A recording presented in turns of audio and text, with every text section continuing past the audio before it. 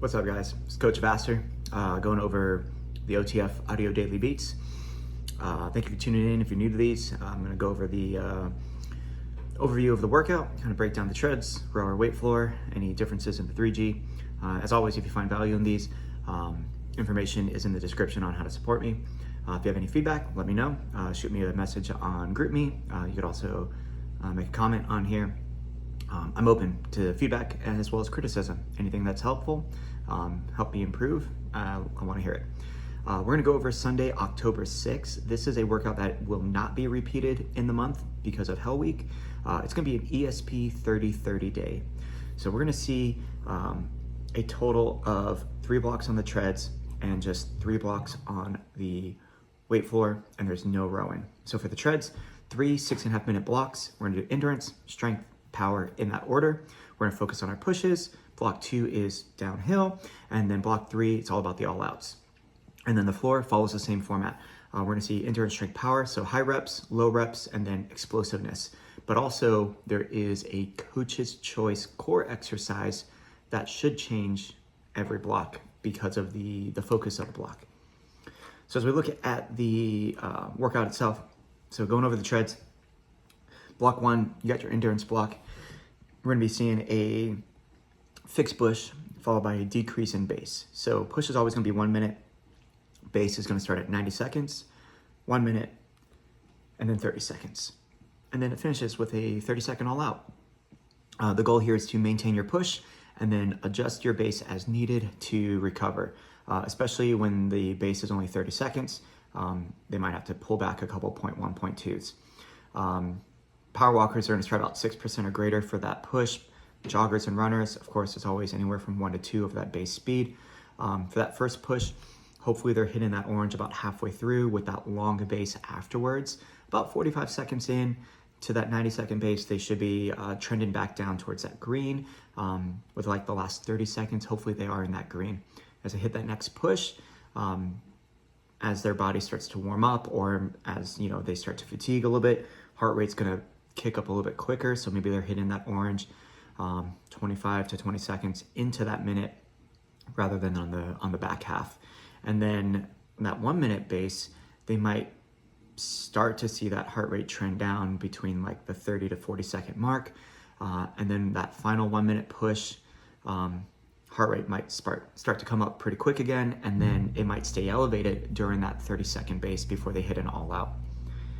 They'll have 90 seconds to recover, and then block 2, we're going to see decrease in inclines here, and the goal is to maintain base. Every 90 seconds, we're going to pull back on the incline. Power walkers, they're going to start at 6%. Joggers and runners, they're going to start at 5% with their base speed. And people on the bikes and striders, we're going to have them start like 5 gears over base. So it's going to be a very aggressive gear. And it should be a push to push all out as long as they can maintain RPMs. Every 90 seconds, everyone's gonna drop 1% on the bike and strider, drop a gear. So hopefully heart rate spikes up at the beginning, and then every 45 seconds it starts to trend downward as the incline starts trending down as well. And then they'll finish with a flat road all out at the end. A good call out here is if people can match your beat, they're all out from block 1. After 90 seconds, they will then go to the third block, where the push will decrease and then the all out stays the same. And the goal is to maintain the all out because walk recoveries are relatively short today here. If anything, use the block 1 or block 2 all out as a way to kind of set people up. Let's start with that 1 minute push into a 30-second all out, and then a 45-second walk recovery. Next round, the push is 45 seconds, and then the third round is a 30 push, 30 all out, followed by that 45 walk recovery. And then there is a bonus all out just by itself. So in total, they'll see 6 all outs today, and they're all 30 seconds, so not too bad. With that 45-second walk recovery, being able to maintain intensity, definitely doable for a lot of people. And that's the treads. When we look at the weight floor side, once again, there's no rowing, so we're gonna do 6.5 minutes of just dumbbell stuff. Block 1, higher rep count. We're gonna be doing alternating movements. We have the goblet step down toe tap for anywhere from 12 to 20 reps, followed by the alternating dumbbell low row. For that goblet step down, they could go body weight. You could also lower the bench.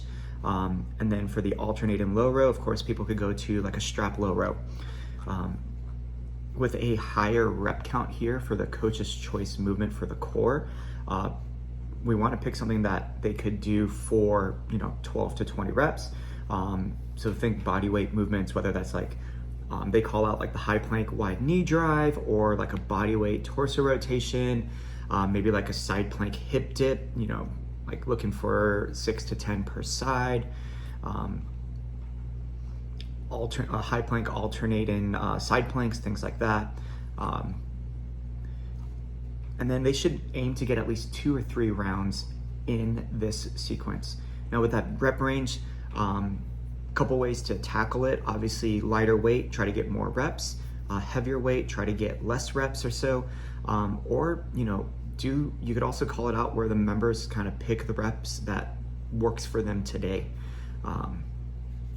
Vinny actually posted that in the Facebook OTF group that's by corporate. He had a little Facebook reel about the rep ranges and how to kind of cater that to your member base, and it was actually kind of a smart way of approaching it. So rather than just, hey, if you could get this number, go heavier. If you couldn't get this number, go lighter. Just be like, what do you need to do to feel successful today? Cater it to the members' goals. After 90 seconds, we'll go over into the strength block. Goal here, of course, is to lift as heavy as possible. We're looking for 6 to 10 reps of an alternating sumo deadlift, and then an alternating bench chest press. And then core choice for 6 to 10 reps here. This is one where maybe a dumbbell exercise will be beneficial to use. So like a heavy dumbbell seated torso rotation, double crunches, plank pull throughs, things like that. And then the third block, we're gonna see power. We have dumbbell alternating reverse lunge to single leg knee drive, and it's a explosive tempo. So they'll step back, they'll go down, 1, 2, and they drive up. And then on the next one, it's the other side, 4 to 8 reps total. And then they have the push up to alternating high side plank. So they'll go down, 1, 2, drive up quick, and then rotate, open up to one side. One thing I like to do for members for that push up is, if they need to, obviously drop down to their knees, but when they go to that high side plank, come off the knees, so it's a little bit easier to have everything rotate, and stack the hips and stack the shoulders when they go to that side plank. For the core movement here, same rep range, 4 to 8. So think about something that's going to be explosive on this one. So like sprinter sit-ups, wood chops, things of that nature. And that's going to be it. The finisher is going to be a coach's choice for the final 30 seconds. So that might be an opportunity to bring it back to just say, hold the plank, dead bugs, whatever you want to do to kind of mix it up. And that's the 2G. When we look at the 3G, obviously there's going to be rowing involved here. On the treads, the block is very similar. So block 1 is going to be endurance for just over 4 minutes. The push is only 30 seconds, and then the base will be 1 minute, 45, and then 30. In block 2, the inclines are going to be the same for the decrease in hill, but the intervals are going to be 45 seconds each.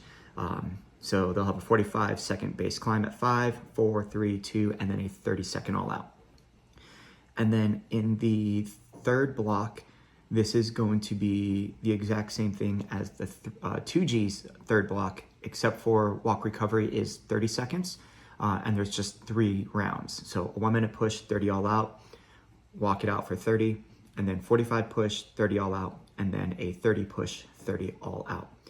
You do get about 1 minute to recover between each blocks, and they'll be used to set up the rowers. On the rowers, block 1 is going to be a bodyweight buy-in movement, and then they'll row for distance for the time remaining. With this being endurance focus, they're going to see the 1, 2, 3 knee drive combo for 16 reps. Most people, that's going to take about 30 to 45 seconds, maybe up to a minute. So that'll give most people anywhere from about 2.5 to 3 minutes of rowing time. Stroke rate, this is endurance, so think on the, middle 20s for the stroke rate, 26, 28. Leg drive is something sustainable. It's like a conservative push, 6 out of 10, maybe 7 out of 10 or so. Definitely nothing to kind of gas them out. And then what we want to do is also track their distance of how far they get in the time remaining of that block, because they're going to try to match that in the next block. Now, the second block, strength block, this is going to be a tough one because people are going to choose their own intensity, and we're trying to decrease the stroke rate every 45 seconds. So they're going to start at 28 strokes per minute, and then they'll drop down to 26, 24, 22, and then they finish with a 30-second all-out row. And with those 3.5 minutes, we are trying to match or beat the distance they collected in block one. This is one where we want to, have people be mindful of the numbers on the screen. So not only stroke rate, but also like their split time. So as the stroke rate goes down, we don't want to see the split time go up, because then obviously they are not generating as much power. So as they slow down, think about driving back harder rather than driving back slower to get that stroke rate low. This is one where if it's possible to hop onto the rowers next to people, or if you have someone who is doing a good job holding that stroke rate, follow the captain that way. Do like a mini crew row is a great way to have people focus in and hone in on that tempo. And then for the third block, they're going to do the same movement from block one for 8 reps total, and then they'll clear out the screen just the one time, and then they're going to do a 30-second all-out row. They'll do their movement, and then do another 30-second all-out row, adding on to that distance. And the goal here is to match or beat half of what they got in block two. So if they got, in block one, if they got around 600-ish meters, hopefully they got around like 550 to 600 in block two. So in block three, can they get, about 300 or so? So hopefully they get about 3, maybe 4 rounds in, including the finisher, which is a 30-second all-out timed with the treads. They'll have that minute to recover between each one, so just be aware of that. Now, when we look at the 3G, the coach's choice is going to be for the endurance and the finisher. So part one, endurance block, part of this one, it's going to be one long block for 14.5 minutes. They'll have 2 rounds of 12 to 20 reps of 2 different coach's choice core movements. Once they've completed those 2 rounds, then they're going to tackle the same strength and power movements from the 2G. So on the strength, they'll have the sumo deadlift and the alternating chest press. They'll do that for 2 rounds. And then the power focus, they're going to hit that reverse lunge knee drive, and then the explosive tempo push-up to side plank. They'll hit that for 2 rounds. And then for the bonus, the member will repeat their favorite part until the finisher. And then for the finisher, it's going to be your choice of a core movement for the final 30. And that's going to be it. Have fun with your choices today. Spice it up a little bit. Obviously, use something from the exercise library. Thank you for tuning in. As always, any feedback, let me know. Other than that, coach it down.